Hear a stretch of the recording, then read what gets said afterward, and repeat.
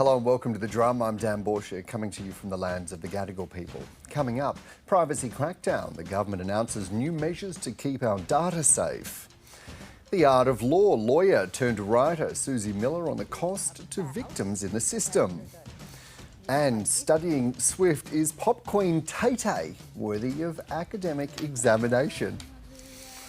Joining me on the panel, independent economist and economics counsellor at the Climate Council, Nikki Hutley. I know that you're getting ready to shake it off later in the show. Absolutely. Thanks, Dan. Great to have you along. Director of Essential Media, a firm that works with a variety of parties, including Labor. Peter Lewis, good to have you back. Hey, Dan. In Melbourne, Commissioner of the Victorian Multicultural Commission and anti-violence advocate Tarang Chawla. G'day there. Hi, Dan. And in Adelaide, former Liberal staffer and the Hillman Network's SA representative, Anna Finizio. Hey. Hey Dan, great to be here. And you can join us online using the hashtag The Drum, and we live stream on Facebook as well. First tonight, big customer data breaches at Optus and Medibank woke many of us up to how insecure our personal information can be. Today, the federal government announced reforms to crack down on security, giving individuals the power to sue when our privacy has been seriously invaded. It's in response to a review into the Privacy Act with the intention to legislate major changes in the coming year. The shake-up could also see small businesses required to handle data with the same rigour that large businesses are, and people could also have the right to request their data be erased. Consumer data advocate Kate Bauer told The Drum it's a win for consumers.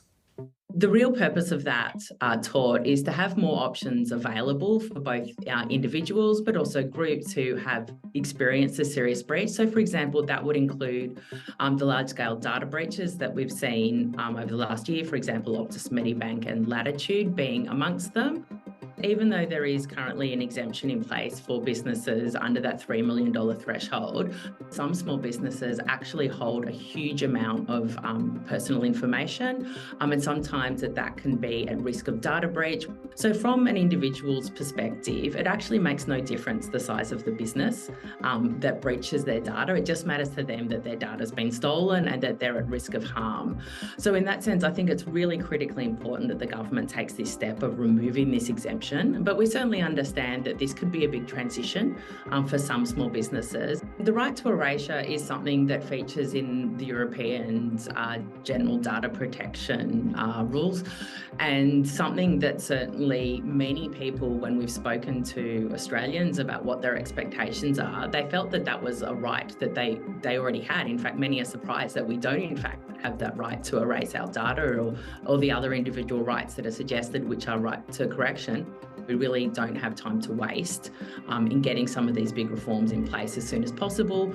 And that means it will be easier for Australia to be more adaptive and more agile going forward in keeping our privacy protections up to date. So if we can take this big step forward now, that means in future we'll be able to better respond to technological changes as they happen. Peter, this is a pretty extraordinary reform and suite of recommendations, isn't it? Yeah, Kate's right. The last time we had a big review of privacy, Bob Hawke was Prime Minister. Our data was held in filing cabinets and we just had a national freak out about the Australia card. So we've come a long way over those decades. So we've had network databases, we've had the internet, we've had digital platforms who have come up with models to use our data to make money. We've had government expanding their surveillance after 9/11.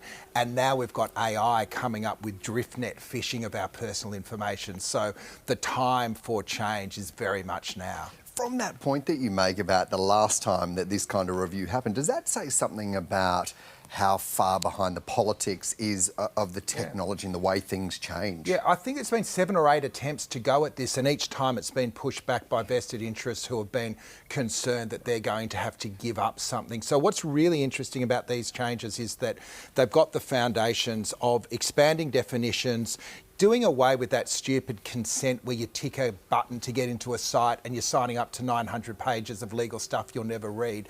And they're shifting to the person or the organisation collecting the data, having an onus to treat that data in a fair and reasonable way. As Kate said, there's going to be enforceability provisions. So if you are damaged by misuse of the data, it's actually on the organisation holding it.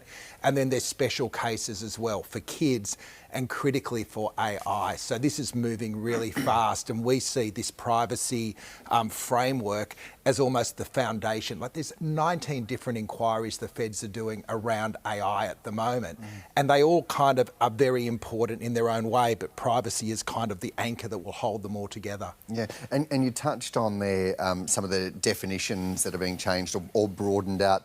One of those is actually what personal information is, which surprised me. But what does that actually mean? Well, it expands. So think back to when it was all a filing cabinet. It was your name, your address, your birth date, probably nothing much more than that. So now personal information also includes information collected in cookies, it's ISP information, anything that could identify you under the proposal. And this is the government's response to the review. There is still a process to get this to legislation, but no one would credibly say that those sorts of things shouldn't be covered by some sort of regime, because that's the risk when there is a data breach. Even if your information isn't linked to your name, if it can be caught, that's when it can be really, really damaging.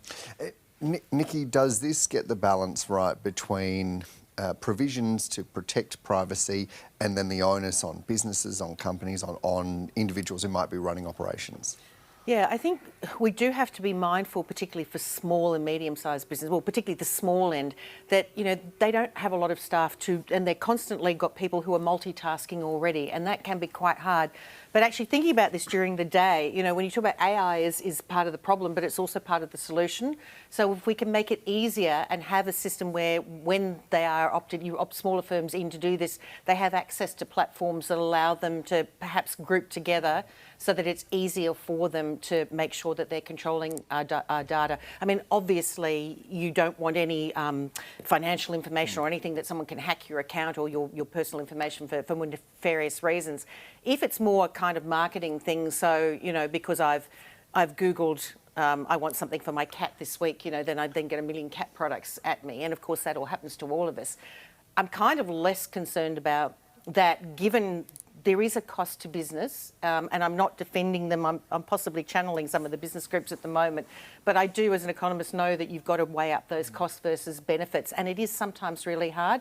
But when it comes to protecting, you know, people's financial security, then obviously that has to be paramount, and we have to find ways that are economic for smaller businesses to do it. What are you touching on there? That sense of how to harmonise, actually using technology to protect data to make it easier for small businesses? Is that kind of what's on that could be on the table here? Yeah, no, that's absolutely. And I'm one of these people that obsessively does go and look at the cookies and uncheck all the ones that are marketing and whatever. And I do read through. Maybe not everyone. You need to get out more. I probably do, but I've become a little bit paranoid because you read so much about, you know, the dangers and people being defrauded all the time. So we've got to protect people as much as we can. But yes, look, technology can be a tremendous force for good as well as for evil. And, you know, if people are data mining to give you all of that tailored marketing information, they actually should be paying you for it as well. Yeah, absolutely. So Nikki's right. With small business, the opportunity is there to come up with a best practice framework that would just be normalised using technology to assist them, but also to reverse you know, that whole data is oil, that everyone collects everything. If these laws create a bit more of a sense of austerity and only collect what you need, that's going to be a step forward as well. Yes. Anna, do you think that those big data breaches that we heard about, those at Optus, at Medibank, at Latitude, really woke us up as a nation about how much data businesses hold and, in some instances, just how insecure that is? Absolutely, Dan. What you'll find is this is a matter that is really front of mind for Australians now. I think everyone has the sense that we need greater protections around our personal information. And, you know, Nick is right. There is, you know, a balance we have to consider, particularly with small business, but I think this really is in a matter of public interest to better protect our data, and certainly for those of us that were caught up in those major data breaches, we are very wary and we do expect the government to step in on this important issue. And, you know, technology is constantly evolving and the law has to be flexible too going forward. This is going to be an ongoing challenge in this area. Tarang, there's an additional complexity around protecting privacy for some members of the multicultural community, isn't there? Particularly where there's a language barrier, or as we've heard about, it's 900 pages of information to understand what exactly is signing on for. How do we need to be thinking about those sorts of protections? It's a great question, Dan, and that's one of the core issues, right? When we have so many Australians that come from diverse and multicultural backgrounds, the sort of demographic and face of Australia is changing. We need to have digital technology legislation that also meets them with the level of knowledge that they're at. You know, if I take the example of many people from different diverse and multicultural communities, you know, what Nikki described, where she's able to read and understand and get across, you know, what information are they collecting about me? What does that mean? There are people in certain communities where if you told them that there are cookies on their browser, they'd actually think that we're talking about real cookies. They're like, oh, well, is there a cup of tea that comes with it? You know, and that's what we're dealing with around tech literacy and media literacy. And it's really crucial that we have that kind of education as well for people, and not just for people from particular, you know, ethnic and multicultural groups, that we educate children. Because when we talk about some of the provisions here to protect the privacy of children, we're not in step with how young people are using technology, and that's why we're playing catch up with a lot of this legislation. And it's adapting and changing so quickly. Well, I want to stay on politics, and governments globally have been scrambling to capitalise on the race to renewable energy. Perhaps most notable is the $500 billion set aside by the US government through its landmark Inflation Reduction Act. Now, Australian Prime Minister Anthony Albanese says the federal government will do more to accelerate the transition to low emissions, which will reportedly be a political priority after the Voice referendum. Nikki, there was a bit of a tease from the Prime Minister in the Guardian interview talking about accelerating renewable investment. But do you think that there's the real money and the other incentives coming that will need to happen to facilitate that? Yeah, it's a great question, because where do we actually need incentives? Where is the market failure? There's a huge amount of investment lined up for solar and wind already. In fact, there are companies that would like to get onto the grid in New South Wales and just can't because we don't have the transmission connection, the new transmission lines connected yet, and that's holding things up. Where more of this incentive needs to go is into more speculative technologies, things like direct air capture, carbon capture and storage that we don't yet know about, things that are out there that nobody knows about, even hydrogen that's not quite financially feasible at the moment. The big question is, and the Productivity Commission has called this out, how much money do we throw at these things? You know, if you throw a pile of money in the air, it's going to land somewhere. People keep quoting in the US that manufacturing investment is now the growth rate's 4 times higher than it's ever been. And this is, you know, all about bringing a great manufacturing boom in America. Australia is not a strong manufacturing country, and you know, for the idea for us to be manufacturing lithium-ion batteries for cars when we don't make the cars to put them in is absolutely crazy. So we need to be very careful about where we're spending the money and where it goes to. Yes, make the renewables roll out faster, 100%, but for that, a lot of the point of that is the planning delays that are in the system, rather than needing to provide incentives to renewables companies to get there, because the money is there. People want to invest. This is good money to be made. Is part of this also about focused research and development? It's absolutely about research and development, which Australia is not particularly great at, you have to admit, or when we do have a good idea, we then can't fund it, so we export it to somebody else. There are going to be millions of new great ideas, and if you look at the really big companies, the sort of BHPs that are involved in brown technology, they are putting lots of money in their own private equity funds to give money for this type of research and development. So the more we have, the more Centres for Cooperative Research, the more we fund some of these things, that's great. But we also need to do it very carefully. I hate to say this because, you know, I think there's not enough being done on climate change and we need to go much faster. And, you know, you look at the science of this and the economics, it looks really bad about doing nothing. But we also need to be careful about how we spend our dollars, because we make some very poor decisions in some of the, even things as simple as energy efficiency. We don't always, and we don't have transparency. We're sometimes spending a lot more money on things rather than spending things on the good things and the long-term things. We spend things that are easy, but that are not necessarily the best use of taxpayer money. So I'd like to see more research and more insight. And the government, of course, has set up the Net Zero Institute, and hopefully they will give us more. The Climate Change Authority, we've got more people now looking at these because we've gone from the science to the overall, let's be a superpower, to now down to the specifics of how the heck do we actually do this, because it's not necessarily going to be easy. Yeah. Anna, our government has been saying that renewables, this is the best way to lower energy costs. I wonder what your take is on that, and just how difficult is this at a time when we have cost of living pressures and a crisis, as we're going to be talking about with housing a bit later? Look, Dan, I think I speak for most young people in Australia when I say we want to see our government take decisive action on climate change. We want to know, we want a commitment, we want a clear path going forward, for industry and all sectors in Australia. I think Nikki highlighted some important points. This is a long-term issue. This isn't going to go away overnight. So if we are spending money, let's make sure we're spending it in the right places. And the risk is with making policy on the fly or trying to rush, these really important reforms, we might be spending money where it doesn't need to be. And obviously, we're in the middle of a cost of living crisis. Here in South Australia, we have the highest power costs in Australia.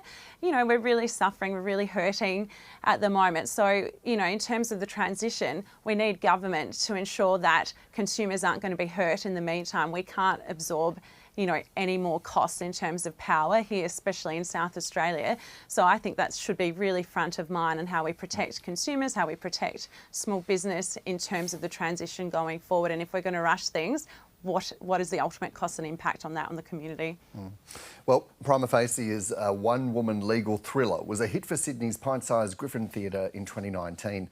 The last few years have been a whirlwind for its writer Susie Miller. The play toured the country and then, with British TV star Jodie Comer in the lead, became a commercial and critical hit in London's West End and on Broadway in New York.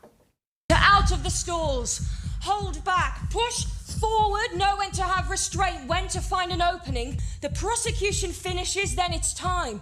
The judge looks at me. It's your witness, Miss Ensler. Yes, the witness is mine. Then bang! I fire 4 questions like bullets. Bang, bang, bang, bang, face, shook. It's the story of a brilliant barrister who became a victim of sexual assault, navigating the other side of a legal system that exacerbates trauma, drawn from Miller's own experience as a lawyer. The play is now a novel, also called Prima Facie, which brings the story to an even wider audience. And it's great to have Susie Miller join us now from Melbourne. Welcome to the program. Oh, hi, how are you? Well, thank you. Good to have you along. So, from a 100-seat theatre in King's Cross to an Olivier Award for Best Playwright on the West End, your head must be spinning. It was pretty amazing, I can tell you now. And then it went to Broadway after that, so we were like, oh, wow, this is the gift that keeps on giving.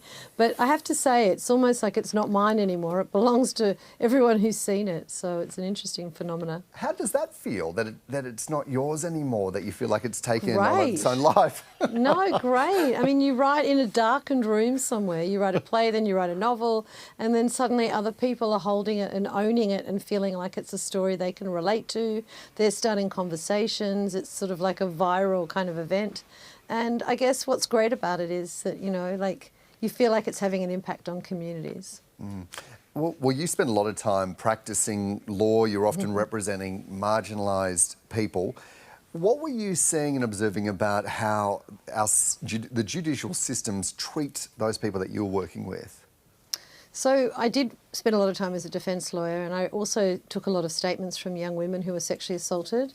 And what I realised was that for all the statements I took, very few of them went on to the police, and those that did, very few of them went to court. And when they did go to court, very, very few of them, 1.3%, actually have a conviction. And I'm not saying, I believe totally in innocence until proven guilty, but the system is not working properly if in fact that many women are not believed. What is the structural deficit that you were seeing there? I was seeing a deficit that's actually something that's been inherited from, generations and generations of male barristers, male judges, male in Parliament. And so basically the lawmakers are thinking it from the perspective of a fairly privileged white heterosexual male. And I think that the women's lived experience of it and the person making the complaint is actually interrogated in a way that re-traumatises them. And I thought it's really important that we actually take that into account so that the system doesn't do more damage than good.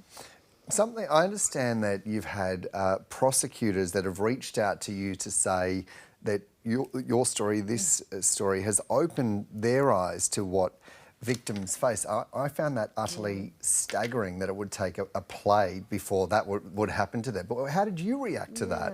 It was amazing. I mean, there were some incredible things that happened in the UK, and one of those things was that one of the judges from the Old Bailey reached out and said, after I saw the play, I redrafted the direction to the juries, because that's my job as a High Court judge in the Old Bailey. And she said, now on sexual assault and rape cases, some of the words that we used in the play and in the story and in the book have actually been used in the direction to jury for sexual assault and rape cases in the UK.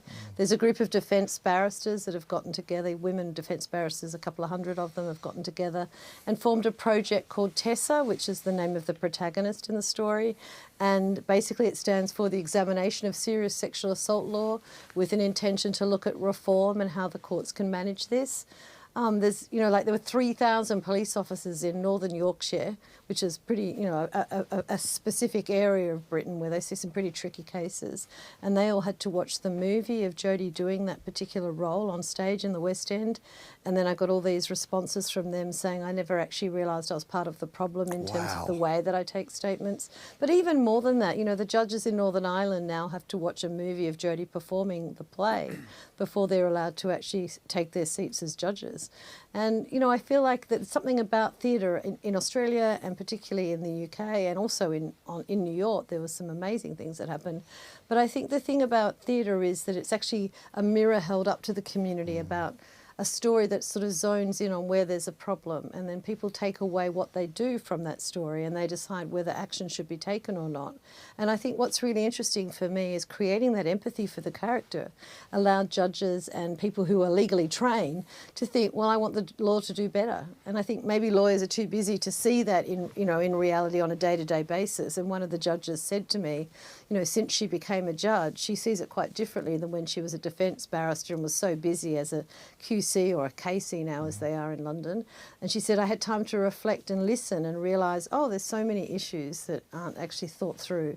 And I think what's really interesting is that the legal system is supposed to reflect our community, to reflect the voices of those that haven't been heard always, and to actually catch up with that. And I think lots of lawyers are really keen to do that. And I think, my relationship with the lawyers both in Australia and in the UK now, as well as in New York, like lawyers and judges and barristers and litigants, is just amazing. They've all come to the play in droves. They're all reading the book like in huge numbers, and I'm getting so many messages and letters and DMs from them.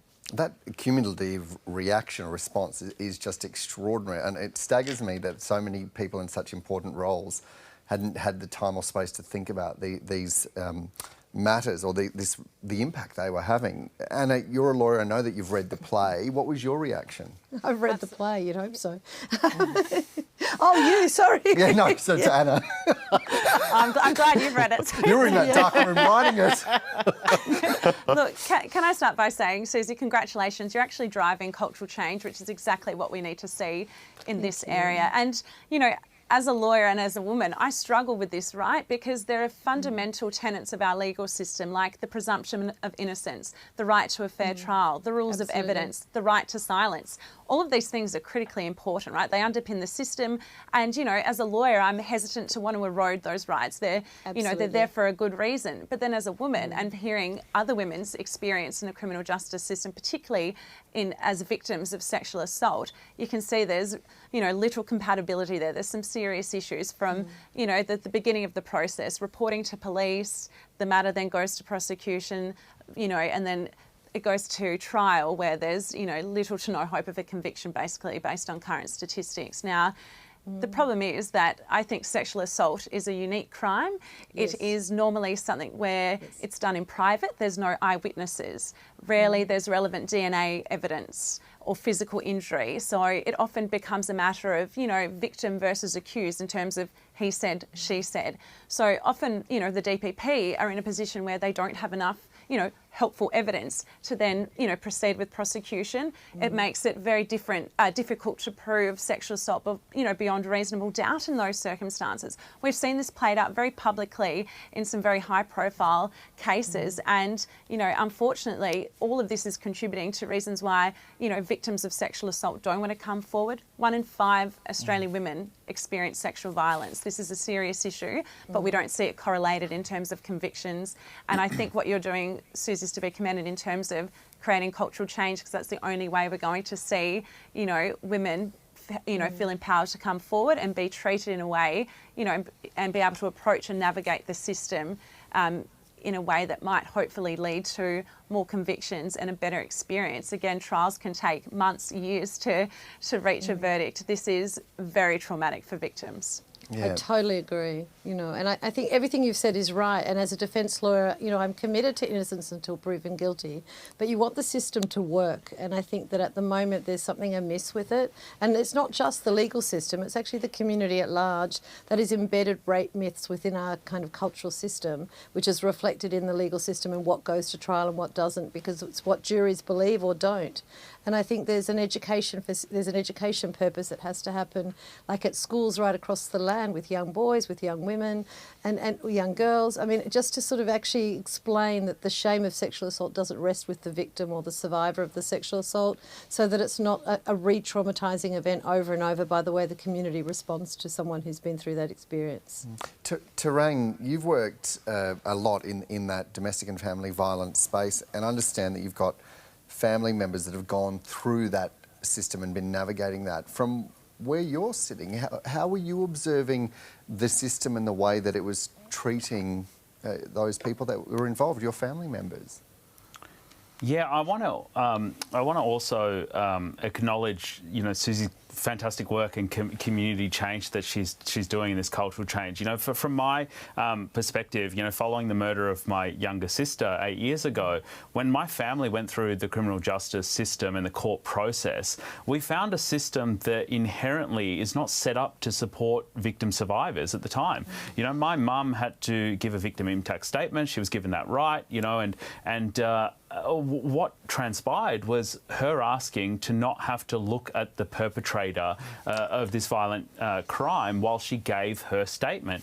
And the court couldn't arrange that, and I actually said to the Department of Public Prosecutions, would you like me to go down to Officeworks, get a whiteboard, come in, set it up and put it as a physical barrier in between, because my mum doesn't want to look at the man who killed her only daughter.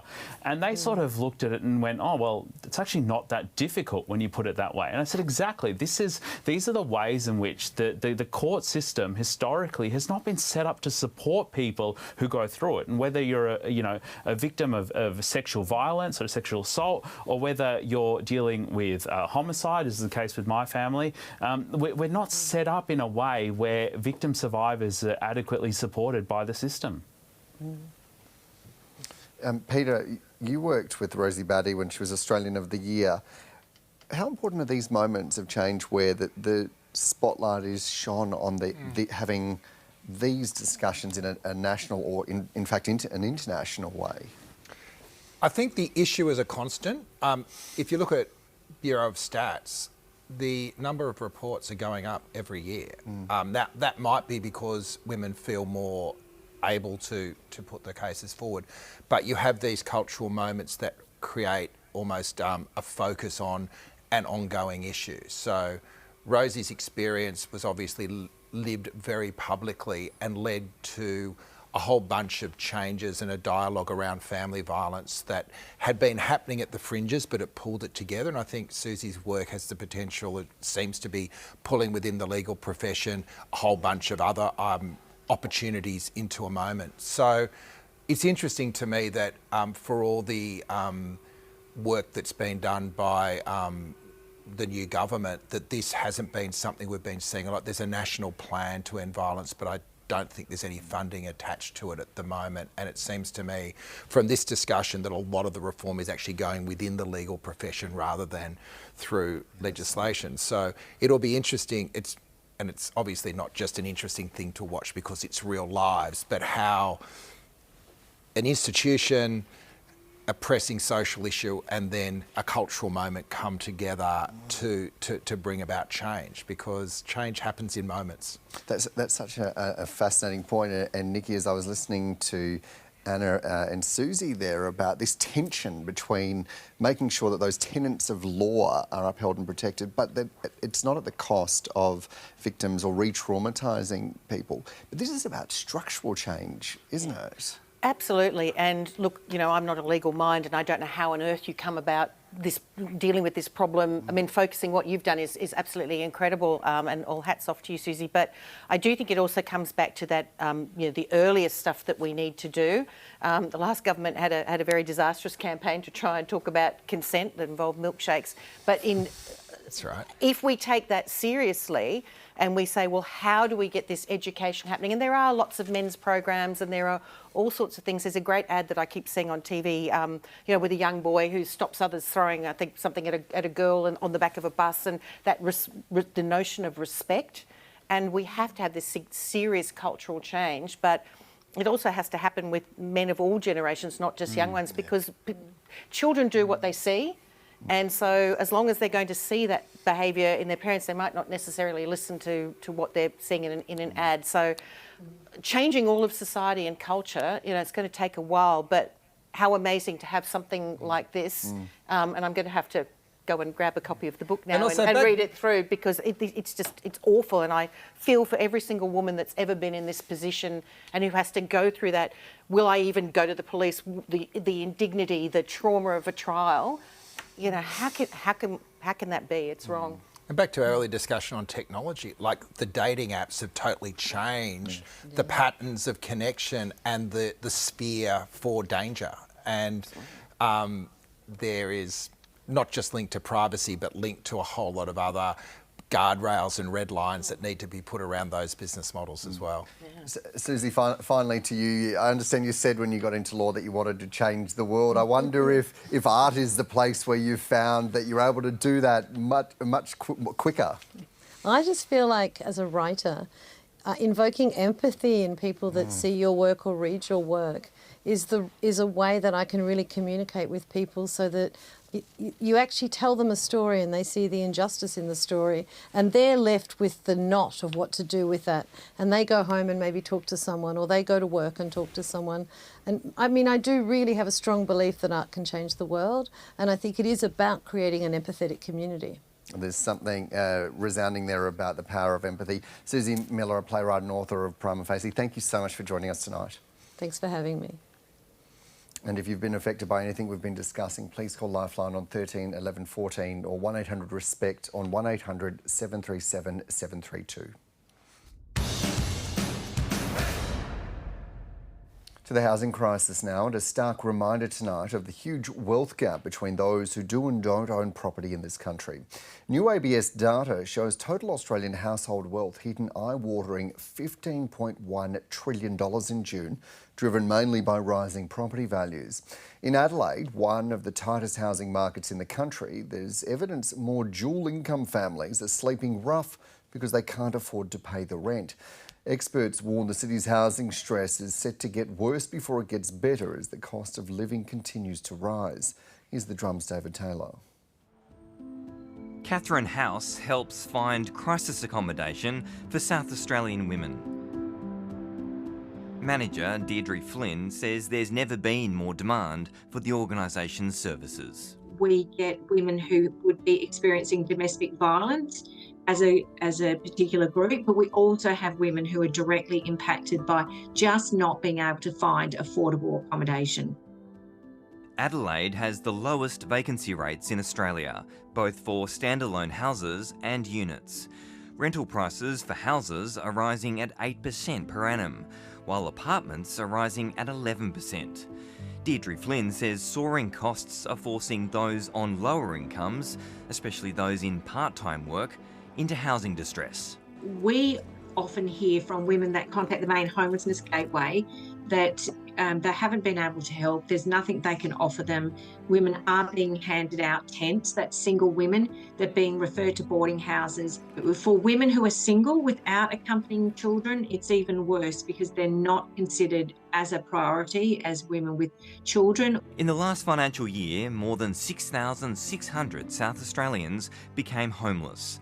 70% of those were aged 18 to 44, and well over half were parents with children. Analysts say there's not enough homes being built. You've also got the fact that population growth has really ramped up. But against not much of a supply response, it does mean that the housing market's become quite tight. Property analysts say the South Australian housing crisis is going to get worse before it gets better. Chris Burns, who heads up the Hutt Street Homelessness Services in Adelaide, is witnessing the worsening housing crisis firsthand. Today we had over 150 come through the centre. This time last year it would have been 120.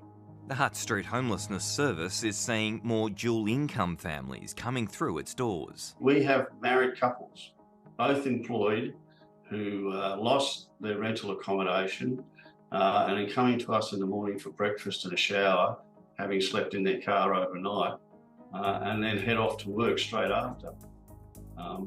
And the sad issue is, once you lose a rental accommodation, your rental history is broken and your capacity to secure another rental is diminished with virtually every day that you don't have a rental. It's extremely desperate out there, and councils and communities need to be supported to come up with local solutions while they're waiting for a housing solution, because it's going to be years until this is solved. Anna, it's a pretty dire picture that we've just seen there of housing and housing pressures in South Australia. That's where you are. What are you seeing? I mean, that was just harrowing footage, Dan, and unfortunately we are doing it pretty tough here in South Australia.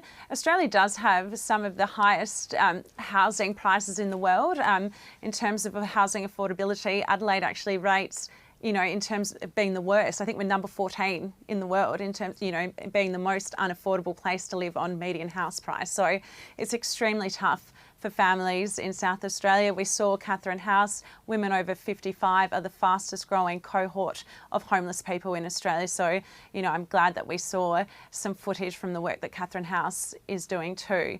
Now, the problem is with housing is there's not a silver bullet solution, right? We hear politicians throwing, certain solutions around, but there isn't a silver bullet that's going to fix this problem. It is a complex issue, and it's going to require comprehensive interventions and reforms coordinated by all levels of government and the private sector, and in particular local government. There is a lot of planning laws. We need to start thinking about, cities of the future. And for young people like me, for Australians out of 40, we're actually declining in our levels of home ownership, and it's not hard to see why. It's simply kind of unattainable. We're being locked out of a market. There's, intergenerational inequality here, and certainly myself and young people around me feel like no one's listening. And, the average politicians, in their 50s, they've probably benefited from the system and all the economic development and policy that's kind of led us to this crisis. We certainly, as, young people want to be heard. We want to have, we do have a vision for the future, and we need to look at different ways to make housing more affordable, and that really comes down to supply. So some of the rental reforms we've seen at the moment, they actually fail to address supply, and they're not going to address housing affordability, unfortunately. So we're really going to have to increase supply in order to deal with the housing crisis. And Anna, do you want to tell us about your own situation with housing? Yeah, certainly, Dan. Look, they call me the cost of living poster child here. But, so I, like most Australians, wanted that dream of having my own home. I bought a home over a year ago, and then I was faced with, about 11 consecutive interest rate hikes. I mean, it was an incredibly stressful time. I'm, a single person, and, I had to sell my home. I couldn't afford to service my mortgage any longer. It was really, in terms of the stress that I've experienced in life, it's been one of the most stressful experiences. Generally you go to bed at night, you might be worried about something, but in the morning you wake up and it's a brand new day, I'll get through it. But it kind of, the stress would hit me as soon as I wake up. It's like someone was stepping on my chest. How am I going to get through? And, you'd wait that Tuesday of every month when the RBA would make an announcement, and you'd just go, how am I going to find the money for this? So now I'm back in the rental market, which is only marginally cheaper than holding a mortgage. I certainly feel for South Australians this is incredibly tough, and we need some leadership on this issue. And we'll certainly be seeing that first decision of the RBA under the new governor next week. It is. Tarang, I wonder, from what you're hearing, the people you're talking to, does that surprise you that dual income couples are needing to access those kind of support services, or that Anna simply couldn't afford to pay the mortgage and had to sell?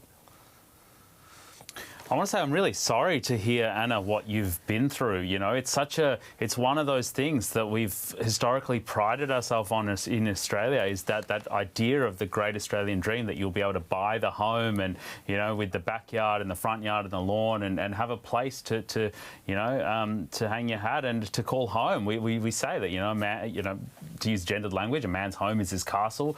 And all the people I hear from, particularly in diverse and multicultural communities, newer migrants, for example, they are just shocked at how expensive the cost of living has become in such a short period of time here in different parts of Australia. There used to be a time where people would look to Adelaide and South Australia and go, oh, maybe I'll be able to afford there. Well, you can't now, right? If you live in Sydney or Melbourne, you're pushed to the absolute outer fringes of the Greater Sydney or Greater Melbourne area. Same thing's happening in Brisbane. It's really, really getting very expensive, whether you rent or whether you own, which in reality you're paying a mortgage, right? So you're just paying your rent to the bank, and you'll get it. You know, you get your clean title in 30 years' time or whenever you pay it off. And for a lot of people, it's just too much. I've heard examples of single mums, who are paying 60, 65, even 70% of their weekly income to try to maintain that roof over their head for the sake of their children. So there's a sense of continuity,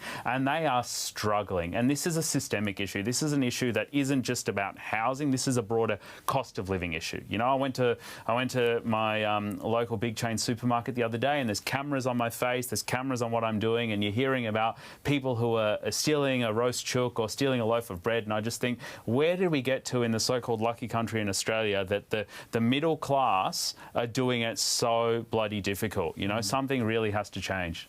Yeah, well, Peter, what is that? Because we know that housing has become a lightning rod issue and has impacts right across the board.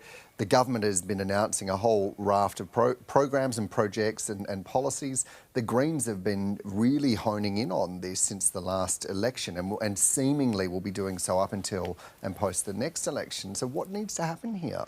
Well, I think Anna's right that it's not one silver bullet. Yeah. You've basically got an issue with distressed housing. In New South Wales alone, there's 56,000 people on the social housing waiting list. Wow. We've got an issue on rent and both the security of rent and the cost of rent. We've got an issue that once you've got into the market, the policy settings work in your favour, and then when an opposition had a crack at dealing with some of those tax concessions, got smashed. So we've got a systemic breakdown. And so I think the starting point is, what is the problem we are trying to solve? Is it that prices are moving too fast up, i.e. people that are in the market are becoming too financially secure? Or is it the entry point that it's too hard for people like Anna to get the foothold in? Because once you're on the elevator, your security. So do we want to be a country that has got a less prosperous property sector, or do we want to have one where more people have pathways into it? Do we have to look at, for instance, ideas like shared equity, where you don't actually have a whole house to build your wealth, but you get, a portion? Or we did some work with people with disability a few months ago. Why are people in disability housing not able to build up equity in the place that they're paying regular money into? So, that at the heart of it is this contradiction that this basic human right is also the main driver of personal wealth, and that's why we need good economists like Nikki to fix it for us. But no one listens to us though. Well, Nikki, I'm listening. It is such a wicked problem, isn't it? And every announceable sounds good, and nothing changes. This is part of the crux of this, is what we're hearing, is that there is not a single simple solution, but there need to be a whole range of policies and levers pulled here, don't they? Or do they? I mean, you tell me. No, there are. And a lot of us who've been around for a long time have been saying the same thing. Obviously, I think we've kind of reached fever pitch at the moment with the housing crisis. The very low interest rates, the stimulus that was put in during COVID have just made things a lot worse. And obviously real wages have, gone backwards even further in the last year. So it makes it that much harder. But even though it is a long-term solution, the best time to start was 10 years ago, but the next best time is today. And I love that saying because it is true. We cannot keep waiting. Everybody is trying to throw things in the mix, but for so long we've had governments who throw, here's some money, so here's a first home buyer grant, or here's even the shared equity schemes that some places run, at least at WA they were building new homes for that. If you keep stimulating demand without addressing supply, well, that's, you don't need to be an economist to know that prices will go up, and that's what we've seen. So we do need to address supply issues. We do need to think about where we live. So just on that point, I'm fascinated by this. So are you saying that those programs, that part of that needs to be building new homes rather than just saying go into the market and buy if you're first home buyer? Like it's actually part of it actually makes things worse. It's actually, those policies make housing affordability worse. And we've seen this every time we have a new first homeowners scheme that comes in, you see, especially when it's at the federal level and so it's very widespread, you see the resulting lift particularly in unit prices where those first home buyers are coming in. I mean, it's just insanity. Why are the entry points so high? I don't get from an economist, why can't there be a lower entry point for people like Anna? One word, land. Land has become so expensive, and this is why Australians have to face the issue of density. We have, if you read the intergenerational report released last month, the population will get to 40 million in the not too far distant future. What are we going to go to? I mean, I know that article was talking about Adelaide, needs another 300,000 in the next 10 years, but, move beyond the next 10 years and it gets even worse. And it takes a long time to plan for these things. So we need better planning systems. We need better systems where, in New South Wales particularly, the state government sends out a list to the councils each year and says, what are your plans for adding to housing supply this year? And, in the western suburbs, they might say, well, we're going to have another 10,000, another 20,000, and they're trying very hard to build up. You go to Hunters Hill or Wallara, we'll have another 150, thanks. And there's nothing done about this. It's just, I know somebody who lives down in Greenwich and saying, how dare they build more apartments on the highway, up in St Leonards where there's a major transport interchange. Not even affected by it. This NIMBYism it's just unrealistic. And of course, if you bought into a city and you've got your quarter-acre block and you're pretty. I mean, I'm lucky. The great thing about being an old fart. I've been in the same house for 28 years. My kids have all grown up in it. It's another story, but I'm lucky that we got in when we did. And even then we thought, crikey, what have we done? Spent too much money on this. But of course, the hindsight's a wonderful thing. We were lucky. But I just think and people like me are sitting in our houses thinking, well, I don't want this across the road or I don't want that. I mean, I understand and I'm actually prepared to put up with it. But ultimately, we have to acknowledge that our cities are getting bigger. There is a crisis for the next generation. Anna is right. It is affecting them more than anyone else. But also that home ownership doesn't have to be the answer to this. Yeah, it's not the only Rental solution. Is also, we talk about housing affordability as though you've all got to get in, and our tax system is completely incorrectly structured so that you're an idiot if you don't try and buy a home. Or because three. you get, or three, because that's where you get the tax breaks. Yeah. Of course everyone wants to do that. But as you said, politically, and ultimately, when you try and address the solution through saying we'll make house prices cheaper by addressing the tax system, and we obviously should, but when you have 2/3 of people that either own or own with a mortgage, you're to advantage 1/3 of the population, you're disadvantaging the other 2/3. And self-interest. The rising phoenix is young people and housing. To their credit, the Greens have made housing an issue, and I think Labor is going to need to respond. Can I just say that the Greens rental freeze is a stupid idea? No, but I'm not talking about specific ideas. That I'm talking about putting that economic issue on the political agenda. Look, it's a genuine economic issue that needs to and be. why I say this often. I don't understand why my kids' generation, Anna, you should be out there marching in the damn streets, comrades.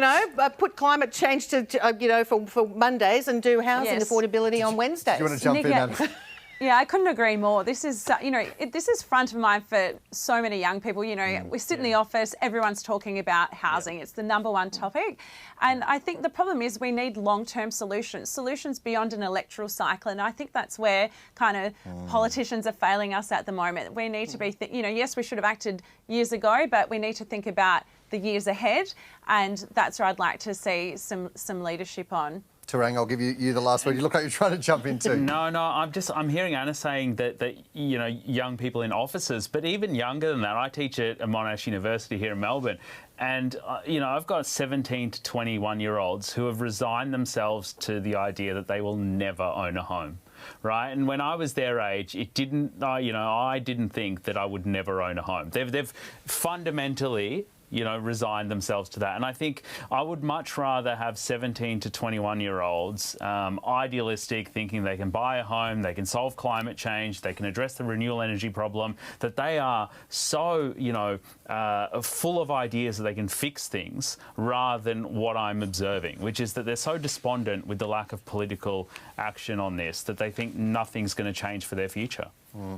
Well, such a powerful conversation. Thank you, everyone. Finally, the Swifties Army was back in force this week, snapping up tickets to a film version of Taylor Swift's blockbuster Eras Tour after selling out live shows around the country earlier in the year. The Swift effect, or Swiftonomics as it's become known, is big business.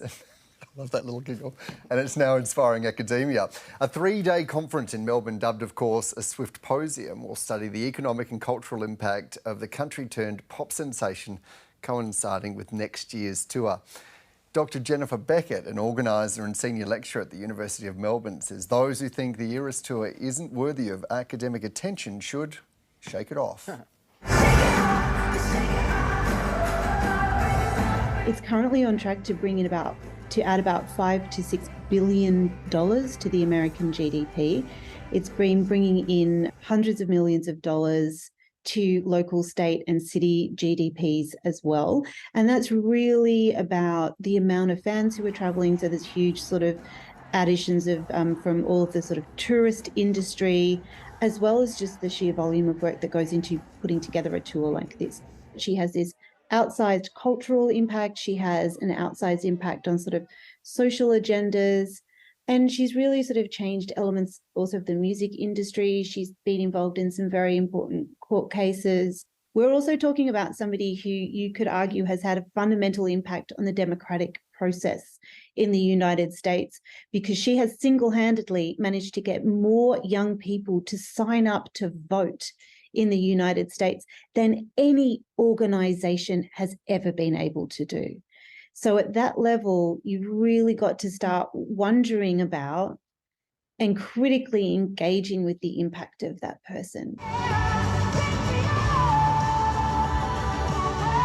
It is the job of universities to think through these bigger issues and to look at them much more broadly, but it's also our job to make that information accessible and interesting to other people to learn about. So sometimes doing a conference or a symposium on someone like Taylor Swift can actually help us to translate our research for people as much as we're talking to each other. Anna, you're an academic yourself. That Swiftposium sounds to me like the most genius marketing. Do you think this is something that we should be putting academic research time into? Absolutely, Dan. Taylor Swift is a cultural phenomenon, and she certainly deserves our attention from an academic perspective. And look at the concept of Swiftonomics. That's a class I certainly would have taken if it was offered to me back at university. So, what a great way to educate the community on macroeconomic principles like, inflation and GDP and consumer spending. I mean, it is really interesting. And I think, she is, from an economic perspective, not just in terms of her own net worth, but how she's managing to stimulate economies everywhere she goes.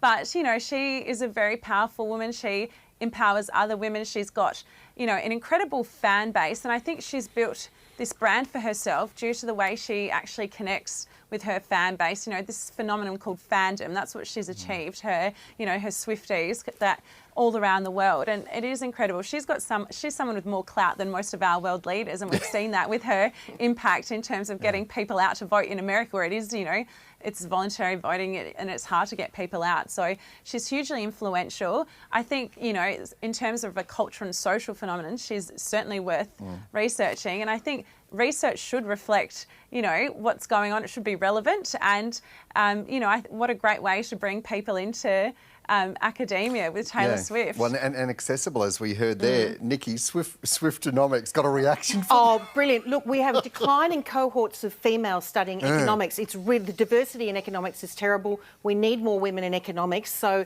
I tell you what, I'm with you, Anna. I mean, I did study economics, but how much better would it... I would have gone... I'd like to go back and do a PhD in Taylonomics. Get out. Swiftonomics. That's it. I'm in. Well, I think there's also a political science little part of this as well around alliance building, because if you watch the way her career's gone from country to pop, and now she's actually moved to the final frontier of sad dad music with National's Aaron Dresner. She's won me at the sad dad moment, but each time, so it's not like she's a cultural dictator. She builds movements and then makes those movements stronger. Go Taylor. And you can go down a rabbit hole when you start reading about the impact that she has on different markets. Like she was dating someone playing footy or something, some sport, and then the sport improved. Their jerseys went through the roof, some ridiculous amount of sales. Tarang, I wonder what your take is on this, on understanding the world through that prism of the impact of pop culture. Yeah, look, Dan, I'm not the biggest Taylor Swift fan, Whoa. but I'm not a non-fan, right? Quick, you need to qualify that too, Sweet. Right, what I find really, really troubling is how many people go to great pains to use the young person expression, to yuck other people's yum when it comes to Taylor Swift, right? Like, I'm not a huge fan, but you know, more power to her. I think she's remarkable. She's got influence across so many different spheres, right? She apparently dates an NFL player, and jerseys are going off the shelves. She's getting people out voting in the United States.